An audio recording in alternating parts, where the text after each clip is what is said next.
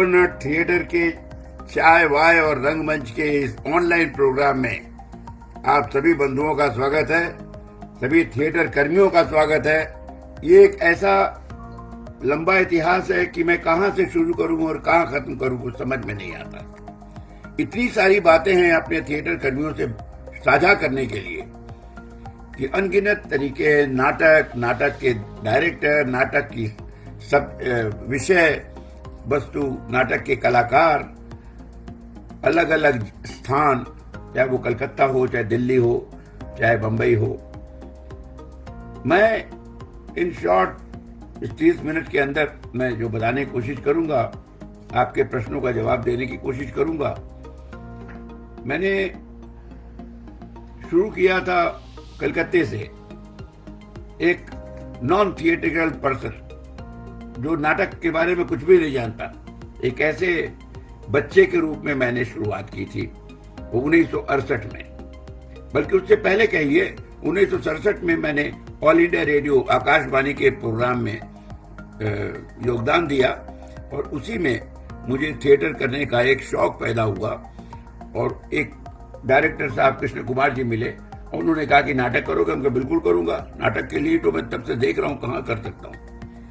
दूसरी बात है बंधुओं, साथ साथ में बताता जाऊं कि ये वो दिन थे जब नाटक करना इतना आसान नहीं था, क्योंकि घर से ये कोई परमिशन नहीं थी हमारी नाटक में घुसने की, नाटक देखने तक की बड़ी मुश्किल से।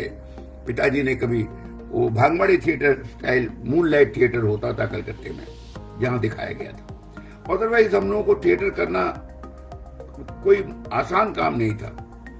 ये एक विद्रोह करना था और कोई नहीं, और कोई रास्ता नहीं था मुझे थिएटर करने का। और रास्ता निकालना था कि किस तरह से धीरे धीरे थिएटर में घुसूं और थिएटर को समझूं। थिएटर में घुसना एक शौक अलग है, एक्टिंग करने का शौक अलग है, लेकिन थिएटर में घुसने के बाद थिएटर को समझना बड़ा मुश्किल काम है भाई। वहां जब डायरेक्टरों ने बताया, एक छोटी सी लाइन मैं नहीं बोल पा रहा था, अब्बा हुजूर जल्दी चलिए अम्मी की हड्डी टूट गई, इतना बोलना बड़ा मेरे लिए मुश्किल हो गया था। वो लंबी कथा हो जाएगी। बांग्लादेश में ले गए थे लोग शो करने के लिए कलकत्ते से, मुक्ति वाहिनी के लिए, इंडियन आर्मी के लिए। लेकिन वो जिस दिन मैंने पहली बार वो डायलॉग किसी तरह से बोल पाया, उसके बाद ये शुरुआत हो गई हमारी। और जो डायरेक्टर थी सुशीला मिश्रा जी ने, उन्होंने कहा बेटा तुम अच्छे आर्टिस्ट हो, खाली खुलो, अपने आप को खोलो, क्यों रुकते क्यों हो, किस लिए रुकते हो? हमके पता नहीं। तो एक्चुअली वो था स्टेज फियर। स्टेज फियर को ओवरकम करने के लिए उनके साथ, मम्मी के साथ उन्होंने बड़ा सहयोग किया और वो बेस बना मेरा कि थिएटर में मैं बोल सकूं। थिएटर में विंग्स में घुसने के बाद मैं चुप न रहूं, कुछ बोलूं, जो डायलॉग है उसको वो डिलीवर कर सकूं। और इस तरह से उनके साथ 2-3 नाटक करने के बाद थोड़ी सी हिम्मत हुई कि मैं थिएटर कर सकता हूं। और फिर वहां संगीत कला मंदिर जैसे बड़े ग्रुप थे, उन्होंने मुझे मौका दिया।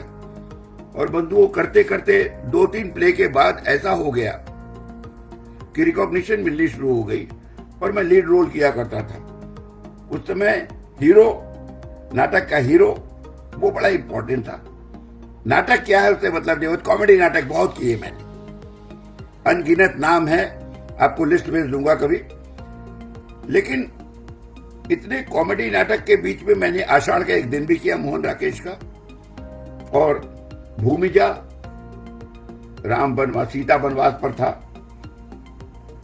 तो कुछ नाटक करने, माइथोलॉजिकल ड्राइंग रूम ड्रामा करते करते 2-3 बड़े डायरेक्टर हमको मिले, जिन्होंने मुझे सिखाया स्टेज पर कैसे खड़ा होना है, कैसे डिलीवरी करनी है। वॉइसिंग मेरी आकाशवाणी से अच्छी हो गई थी। उस वॉइसिंग की वजह से मुझे थोड़ा सा प्रोत्साहन मिला, थोड़ी हेल्प मिली डायरेक्टर की तरफ से, और प्रोत्साहन दिया उन्होंने लीड रोल करने के बाद, और मैं खुल गया अच्छी तरह से। करीब 10 साल के अंदर में मैंने जितने प्लेस किए, करते करते वो एक ऐसा डल पीरियड आया। वहां पर 3 ही ग्रुप थे, संगीत कला मंदिर, अनामिका और अदाकार। और लिमिटेड ग्रुप था। आपको तो मालूम है कलाकार एक दूसरे को मौका छीनने के लिए पॉलिटिक्स तो होती है। एक ऐसा समय आया कि अब इसमें यहाँ क्या करूं, और वहां इत्तेफाक से गुजराती स्टेज की बहुत बड़ी एक्ट्रेस थी वहां पे अदाकार की प्रेसिडेंट पल्लवी मेहता, उन दिनों अवार्ड विनिंग एक्ट्रेस थी। उन्होंने कहा कि बंबई जाओगे तो ऋषिकेश मुखर्जी के नाम से लेटर दे देती हूं, जाके मिलो। और तुम मुंबई में तुम जाना चाहते हो, वहां क्या करोगे, थिएटर कैसे करोगे? मैंने सुना इप्टा। आपको बता दूं, लंबी ना हो जाए इसलिए मैंने शॉर्ट किया है इसे। बलराज साहनी जी को से मिला था मैं वहां कलकत्ते में, और उनका इंप्रेशन ऐसा पड़ा था, और उनके बारे में फिल्म फेयर में लंबी चौड़ी एक लेख पढ़ी थी हमने, और तब समझ में आया कि how theatre is very important, और क्या क्या वो करते थे। इप्टा के थिएटर ग्रुप के साथ वो सोशल वर्क भी करते थे, फिल्मों में काम भी करते थे। बलराज साहनी का शौक ऐसा हुआ कि परिवार में फैमिली फिल्म देखने की बात थी, कि जिसमें बलराज साहनी की फिल्म सराही जाती थी, लोग देखना चाहते थे। पिताजी दिखाते थे कि बलराज जी की फिल्म लगी है। वैसे शम्मी कपूर जैसे जिनको मैं पसंद करता था, वो देखना अलाउड नहीं था। अब चुपके से आप देख लीजिए, वो एक अलग चीज थी। लेकिन अब बलराज जी का जो लेख पढ़ा मैंने, एक मेंटली टर्न अप हुआ, और फिर धीरे धीरे मैं कह सकता हूं कि मैं लकी था कि बहुत सह कलाकार थी उषा गांगुली, जो अब नहीं रही। उनको श्रद्धांजलि देते हुए मैं उनको याद कर रहा हूं। उनके साथ 2-3 प्लेस किए संगीत कला मंदिर में। उन्होंने एक ग्रुप बनाया था रंगकर्मी, और उन्होंने कहा कि अंजन हमारे यहाँ आओ। वहां पे रुद्रप्रसाद सेनगुप्ता बंगाल के एक जाने माने डायरेक्टर थे। उनसे कुछ प्रोत्साहन मिला कि आप नाटक क्यों करते हैं, सिर्फ एक्टिंग करने के लिए, सिर्फ डायरेक्ट बोलने के लिए? पर्पस क्या है आपका? क्या डिलीवर करना चाहते हैं ऑडियंस को? कुछ दे रहे हैं उनको, या सिर्फ एंटरटेनमेंट दे रहे हैं? एंटरटेनमेंट तो फिल्मों में भी हो सकता है, नाच गाना बहुत कुछ है। थिएटर में क्या चीज है? थिएटर वो संवाद है जिससे मनुष्य के सुख दुख तकलीफ, हर तरह की सुविधा असुविधाओं का उन्हें ज्ञात कराना, एक दूसरे से बातचीत करके, ऑडियंस से बातचीत करके, इस कदर कि वो उस प्रॉब्लम को समझे, वो उस प्रॉब्लम को सॉल्व करने की कोशिश करें। कुछ पर्पस हो, कुछ पर्पस होना चाहिए। हमने कहा ये क्या पर्पस होगा, हमारे नाटक करने से उसको क्या पर्पस होगा? न करके देखो। इत्तेफाक से ऐसा हुआ कि उस समय बंबई में, मैं वहां नौकरी करता था इलाहाबाद बैंक में, और बिना नौकरी के बंबई जैसी जगह पे आना, मेरा एक साथी था सुरेश शर्मा, उसने कहा यहाँ 3 ग्रुप है, जो जितना करना था तुमने यहाँ कर लिया, अब तू बंबई चला जा। थोड़ी बहुत फिल्म की ललक तो थी। आपने प्रश्न में रखा है कि क्या कारण था कि आप बंबई आ गए। एक तो थिएटर की एक ऐसी स्थिति हो गई थी हिंदी थिएटर की कि लिमिटेशंस हो गए थे, और नाटक एक ही जैसे नाटक बार बार किए जाते थे, खाली राइटर अलग हो जाते थे, सब्जेक्ट करीब करीब एक जैसा था। चाहे कछुआ खरगोश कहो, चाहे आसमान से गिरा कहो, चाहे चक्कर पे चक्कर करो, इस तरह के नाटक करते करते, बर्फ की मीनार करते करते रिपेटरी में किया वहां पे। और रिपेटरी करने में मुझे कुछ और नाटक करने का शौक जगा फिल्मों से ज्यादा। मुझे पता लगा कि इप्टा वहां बंबई में है, लेकिन कलकत्ते में रहकर मैं इप्टा के बारे में नहीं जानता था, जो एक गढ़ था पहले। तो मैं सिर्फ बलराज साहनी को लेख पढ़ के मैं चाहता था कि बंबई जाऊं, फिल्मों में भी कोशिश करूं, लेकिन अगर पॉसिबल हुआ पर थिएटर करने का जगह मिलना चाहिए।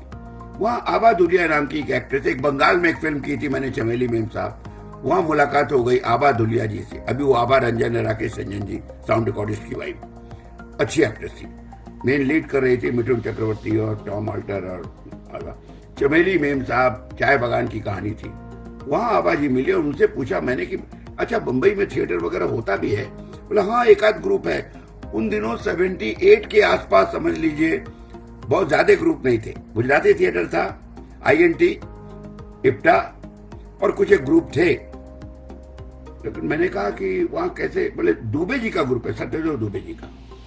मैं सत्यदेव दुबे जी के लिए, हाँ श्यामानंद जालान जी वहां वेल नोन डायरेक्टर थिएटर के हैं, रहे थे, अब नहीं रहे। उनसे एक लेटर लिया था सत्यदेव दुबे जी के नाम से।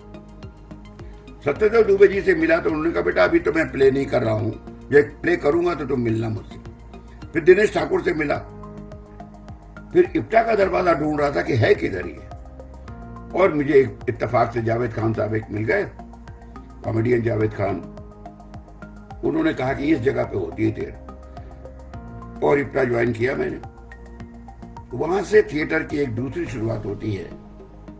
वो रुद्र बाबू ने कहा था कि आप थिएटर क्यों करते हैं, पर्पस क्या है, क्या समझाना चाहते हैं लोगों को, कुछ मैसेज क्या देना चाहते हैं, या जो कैरेक्टर कर रहे हैं उसमें जो आप पोर्ट्रे करना चाह रहे हैं उससे क्या डिलीवर होगा, ऑडियंस को क्या मिलेगा।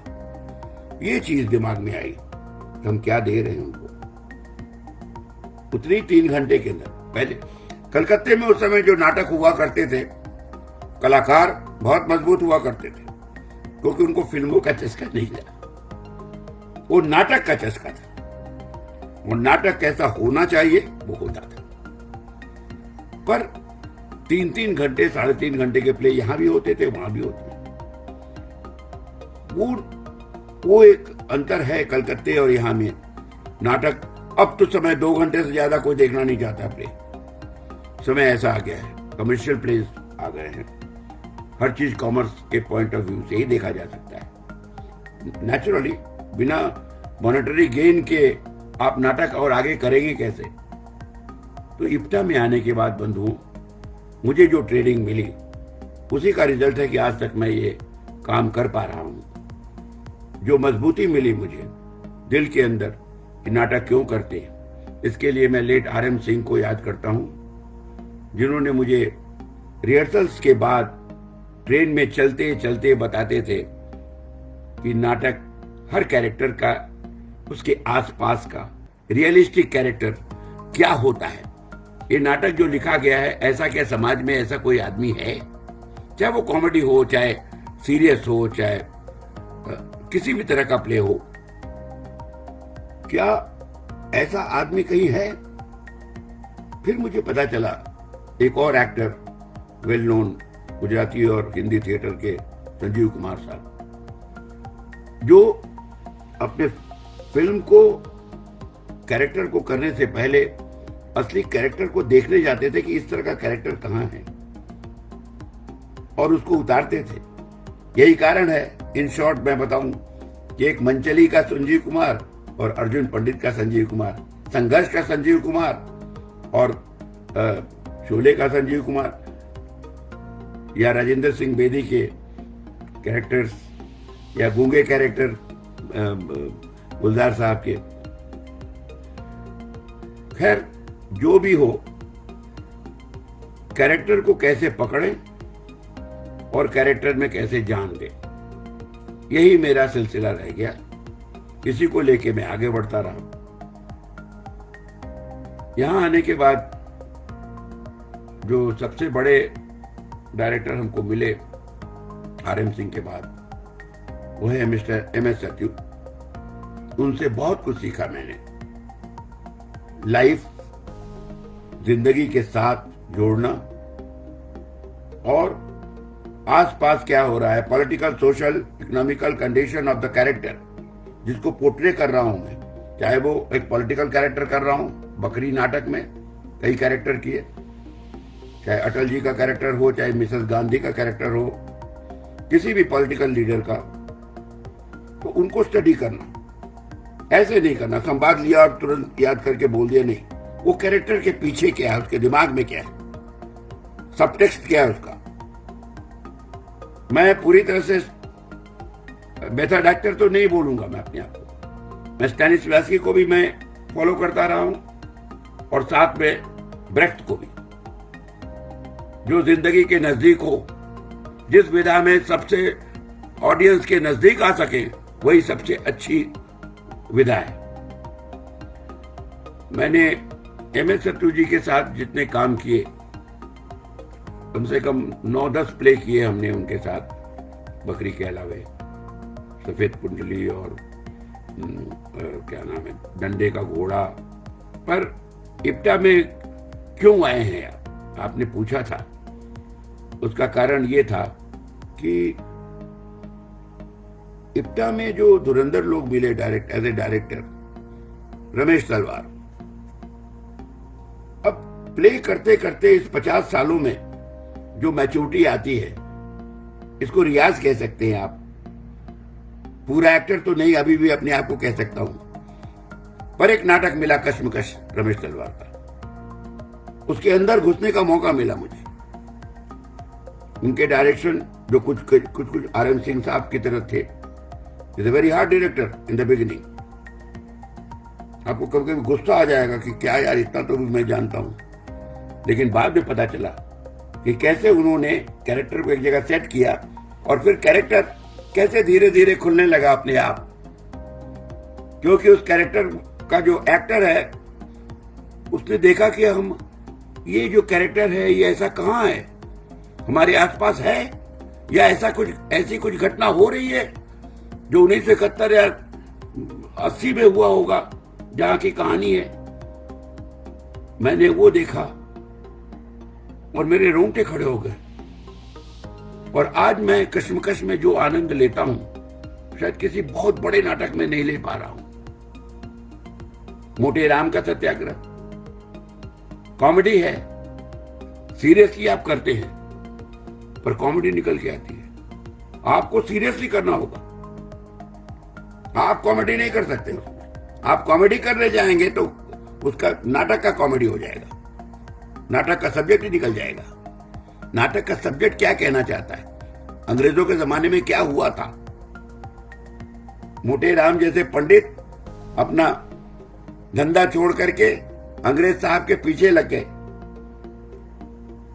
उनके पॉलिटिकल प्रॉब्लम में घुस गए सिर्फ पैसे के लिए, और फंस गए, अपने बीच में लटक गए वो।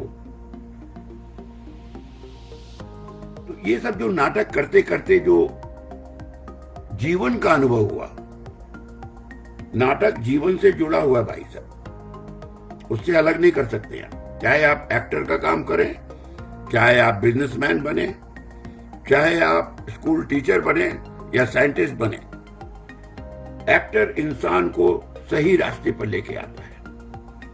नाटक एक ऐसी विधा है जिसमें यह पॉसिबल है। नाटक जितना करेंगे आप, उतना जीवन को समझ सकेंगे। जीवन को समझने की सबसे बड़ी तरकीब यही है मेरे हिसाब से। जितना साहित्य पढ़ सकते हैं और उसको प्रैक्टिकल उतार सकते हैं। ज्यादा पैसे कहाँ मिलते हैं? टीवी। ज्यादा पैसे कहाँ मिलते हैं?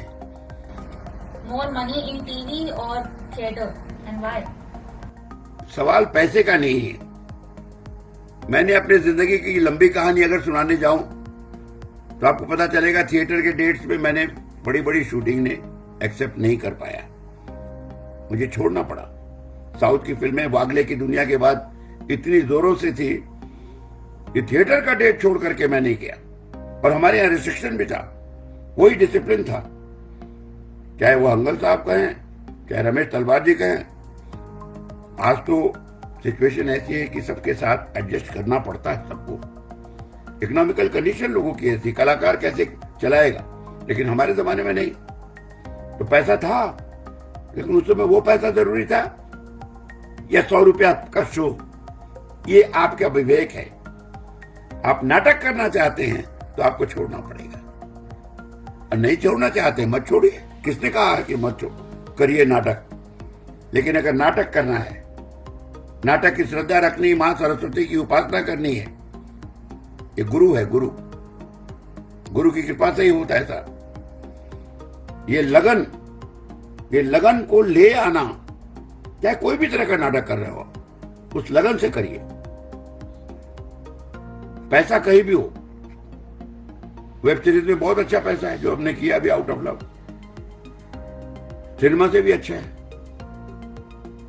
सिनेमा में पैसे कमाए हमने, घर गृहस्थी चलाता हूं, लेकिन एक लिमिटेशन है संतुष्टि का, कि क्या आप सुबह ईश्वर को याद करना छोड़ देंगे क्योंकि पैसा है वहां पर। आज हम ईश्वर को याद नहीं करेंगे, आपका दिल नहीं गवाह करेगा, कहीं आप गिल्टी फील करेंगे। इसलिए पैसा कहीं भी हो, हाँ एडजस्ट होता है तो बहुत अच्छी बात है, पैसा कौन छोड़ना चाहता है। बाहर नाटक करता हूं तो पैसे मांगता हूं, लेकिन ऐसा नहीं कि प्रोड्यूसर दे ही नहीं सके। Views on doing plays without any political message or social message. क्यों, मैं भी कर रहा हूं, इशारों इशारों में एक कमर्शियल प्ले कर रहा हूं और अच्छा प्ले है, सब्जेक्ट है उसमें, पति पत्नी के रिलेशनशिप में डाइवोर्स वाला केस है, पॉलिटिकल बिल्कुल नहीं है, पर पॉलिटिक्स का असर है कहीं पर, सब्जेक्ट में है, आपको ढूंढना पड़ेगा। इकोनॉमिकल कंडीशन है कैसा, मिडिल क्लास है, हायर मिडिल क्लास है। कैरेक्टर करने के पहले तो जानना पड़ेगा। आप एक वकील हैं, डाइवोर्स केस लेते हैं, वेल टू डू है, खाना पीना बराबर होता है, घर के अंदर पति पत्नी के रिलेशन है, मार्केट का मतलब बाजार का प्रभाव मेरे परिवार में क्या पड़ता है, जो मैं कंसल्टेंट हूं डाइवोर्स केस का, मैं कैसे घर चलाता हूं। नॉन पॉलिटिकल भी हो सकता है, पॉलिटिक्स देखिए कोई मतलब ये नहीं कि राजनीतिज्ञों की क्रिटिसिज्म करिए। पॉलिटिक्स क्या है कि आपका समाज जो है राजनीति से प्रभावित है, चाहे अच्छी हो या बुरी हो, अच्छी भी होती है, बुरी भी होती है, तो अच्छा प्रभाव भी है, उसका असर नहीं दिखाएंगे आप। आपके घर में पैसे हैं कितने, कई लाख हैं या कई हजार हैं। अभी कोविड के टाइम पे लोग पैदल चले जा रहे हैं, उनका कोई कैरेक्टर करना हो तो क्या करेंगे, उसकी माली हालत देखेंगे, पॉलिटिकल सिचुएशन देखेंगे कि क्या बोलता है, सोशल कंडीशन देखेंगे। ये तीनों चीज के बिना कर ही नहीं सकते। आप गलत कर रहे हैं, कहीं पर मिस कर रहे हैं कोई चीज, आप खुद अपने ढूंढ के देखिए, मिलेगा आपको। Sir, there's this question. Any moment of your life which is most remembered to you while doing rehearsal or show? Rehearsal वही मैं बताया कि कश्मकश का याद है कि I was late, generally late लतीफ हो जाता हूँ मैं, जहां भी जाता हूं, कभी समय से पहले पहुंच जाता हूं, कभी समय की बात पूछता हूं। एक बहुत बड़े शायर का तो आखिरी क्षमा करते वक्त मिला है वो, कभी भी कहीं आज तक कहीं समय से पहुंचा हूं। और मनमोहन कृष्ण जी करते थे वो रोल, अभी कुलदीप सिंह जी करते हैं। आखिरी क्षमा एक नाटक है, अब उसमें उस समय की राजनीति दिखती है, मुगलों के सल्तनत में क्या चलता था, वहां सोशल स्टेटस क्या था, अंग्रेजों का जमाना भी था साथ में। तो खैर आपने क्या पूछा था?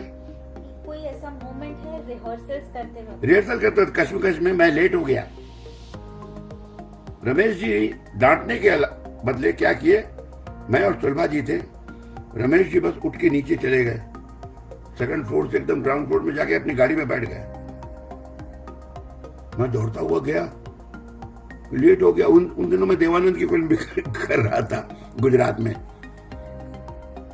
और उधर करते थे, हालांकि वो एडजस्ट करते थे जब मुझे समय होता था, जिस दिन शूटिंग नहीं होती तो हम लोग करते थे। Is very adjustable also, but is very restrict world rehearsing. Same with Sathyu. तो कई बार तो नाराजगी होती थी,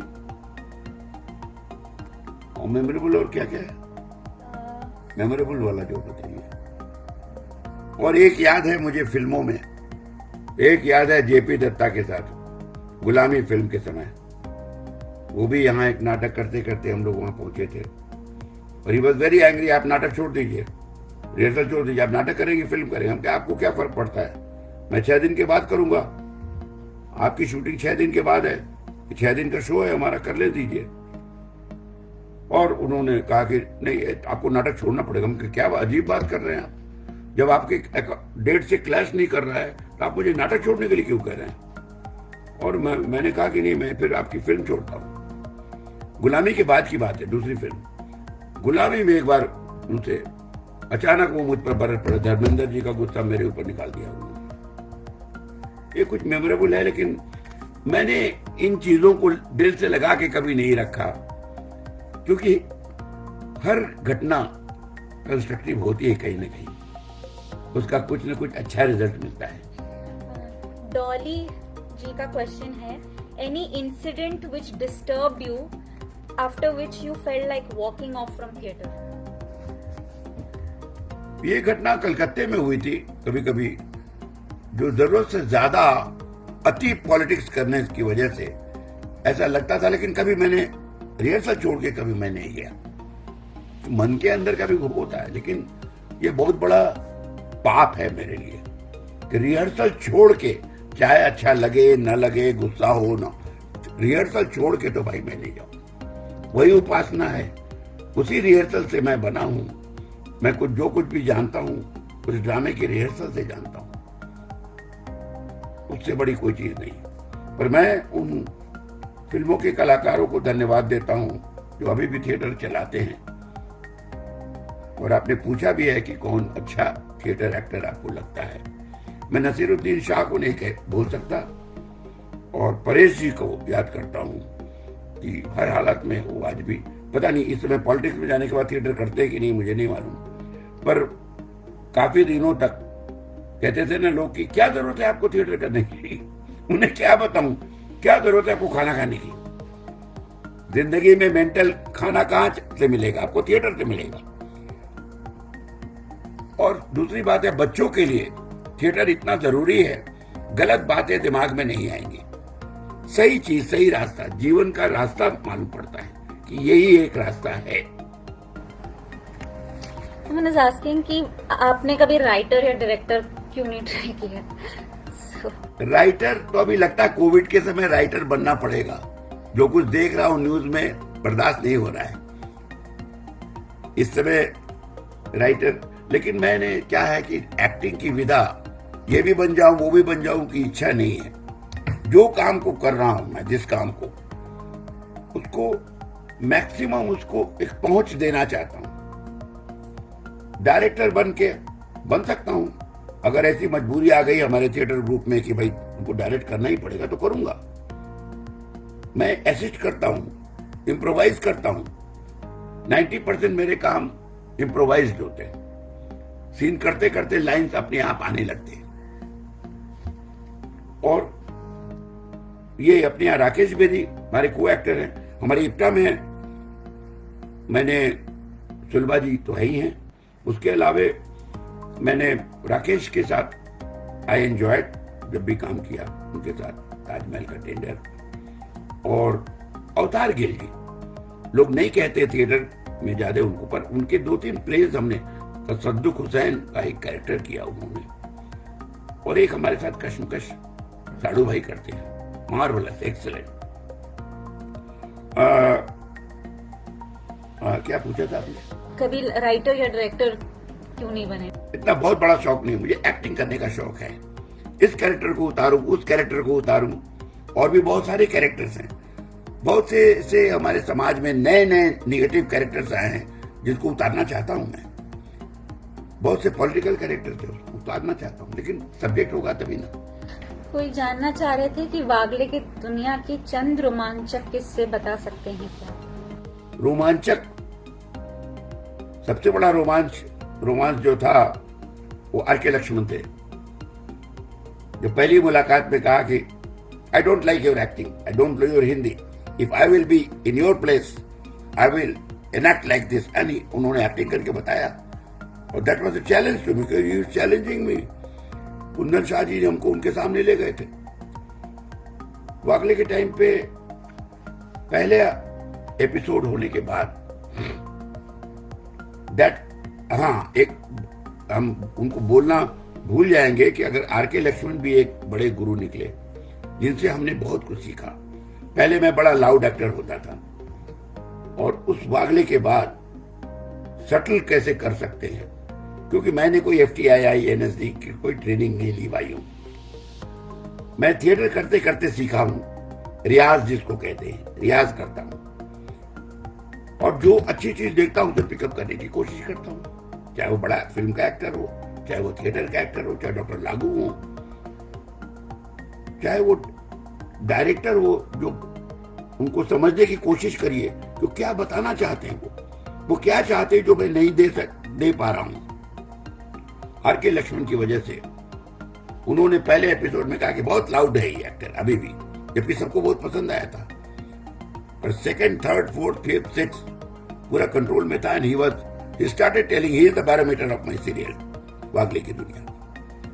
बहुत बड़ा टीचर था। कुंदन शाह जी ने खुद कहा कि मैंने बहुत कुछ सीखा है इनसे। ये तो मैं भी सोचा था कि इतनी सटल चीज टेलीविजन में कैसे ठहरेगी, लेकिन सबने देखा, पसंद किया और आज तक लोग नहीं भूल पा रहे हैं। अंजन श्रीवास्तव वागले के नाम से जानते हैं। Any tip for aspiring actors उनको? मैं तो यही कहूंगा, जैसे मैंने कहा था, बच्चों के लिए थिएटर सबसे बड़ी एजुकेशन है। पर ऐसा नहीं कि पढ़ाई लिखाई छोड़ करके, वो करने के साथ थिएटर में जिंदगी में डिसिप्लिन रहना वो एक रास्ता बताता है। जो एक्टर बनना चाहते हैं भाइयों, मेरा एक्सपीरियंस तो ये है, अगर आपको मौका मिलता है NSD में एंट्री लेने का तो जरूर लीजिए। जहां जहां मौका मिलता है थिएटर करने का जरूर कीजिए, लेकिन हताश मत होइए। अगर थिएटर करना है तो पीछे लग जाइए कि मुझे ये रोल करना है। प्लेस देखिए, नए बच्चों को चाहिए वो प्लेस देखें, नाटक देखें, हर तरह का नाटक देखें। आपको लगता है कि मौका नहीं मिल रहा है, ये कैरेक्टर होता तो मैं कैसे करता, उसकी रियाज कीजिए।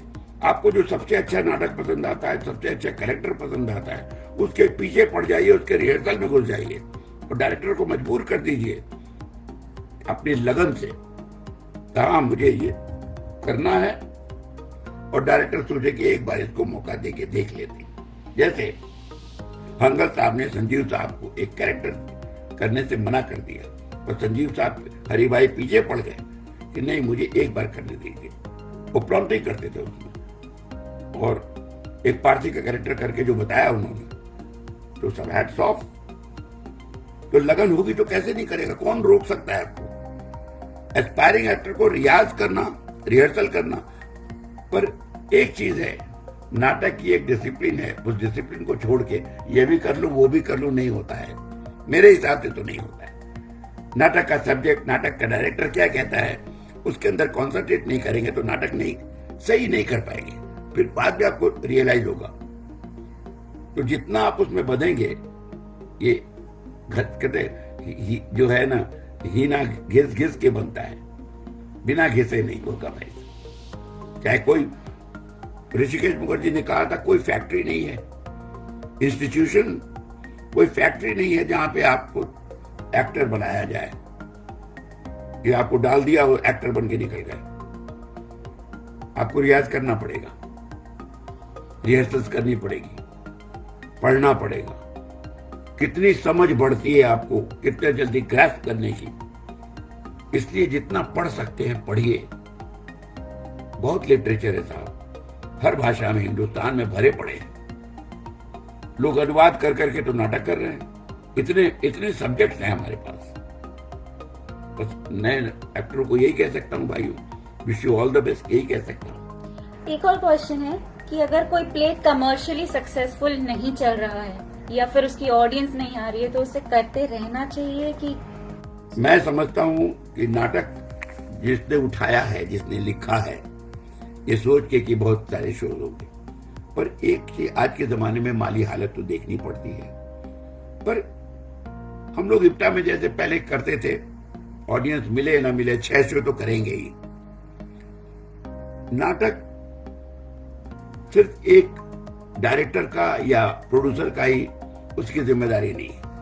नाटक प्रोड्यूसर, डायरेक्टर, राइटर जो तैयार हो कि हाँ भाई इसको बदलना पड़ेगा, लाइन्स बदलने पड़ेंगे, और एक्टर्स की उतनी जिम्मेदारी होती है। अगर वो सोचे कि मुझे क्या है यार, मुझे कहा करने के लिए रोल मैंने करके दे दिया, नहीं, आपको टीम के साथ जोड़ना चाहिए।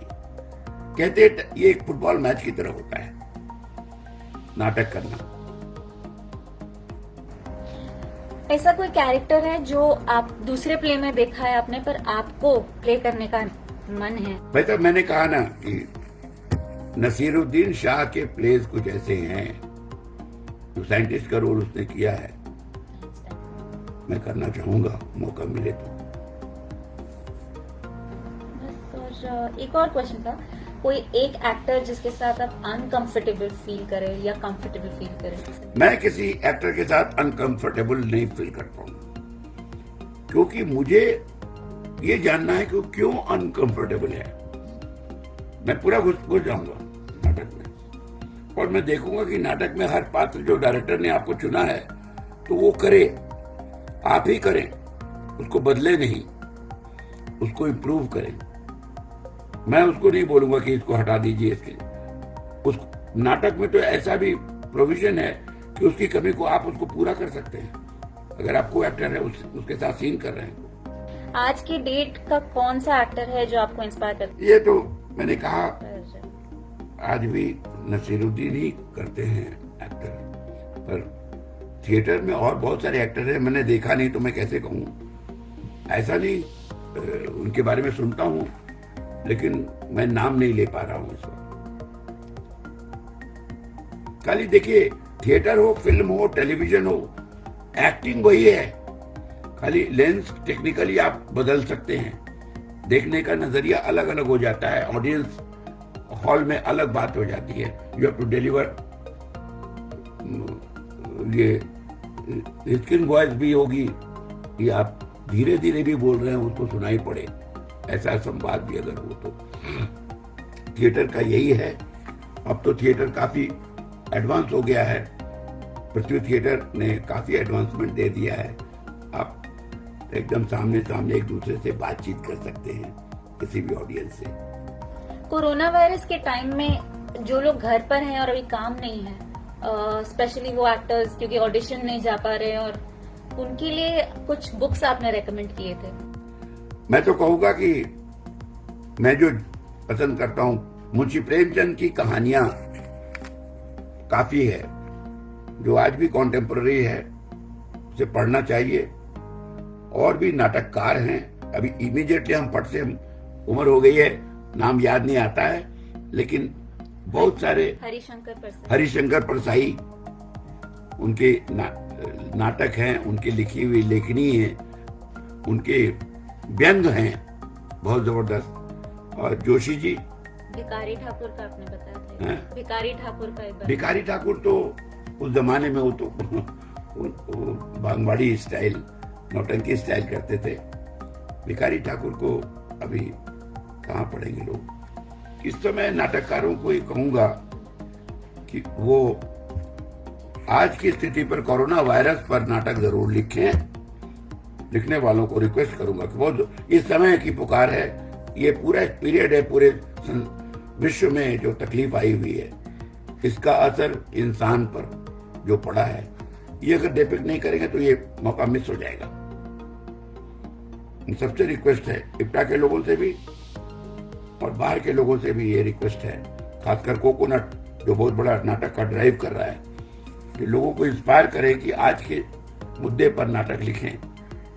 अलग अलग तरह के नाटक मिलेंगे आपको, घर के अंदर रहने वालों का, घर के बाहर रहने वालों का, उन काम करने वालों जिनको हम सैल्यूट करते हैं समय समय पर, डॉक्टरों का, नर्सों का, पुलिस का और एनजीओज का। बहुत बहुत धन्यवाद आप लोगों को। कोकोनट को मैं विश करता हूं आपके इस प्रोग्राम को और ख्याति मिले, क्योंकि अब आने वाले दिनों में ज्यादातर ऑनलाइन प्रोग्राम होंगे या मास्क लगा के होगा भाइयों, क्योंकि ये कोरोना इतनी जल्दी जाने वाला नहीं है। साबुन से हाथ धोइए, सैनिटाइजर का इस्तेमाल करिए और जितना हो सके घर के अंदर रहिए। खूब पढ़िए, प्लेस पढ़िए, साहित्य पढ़िए, बहुत कुछ पढ़ने को है, कविताएं पढ़िए। धन्यवाद।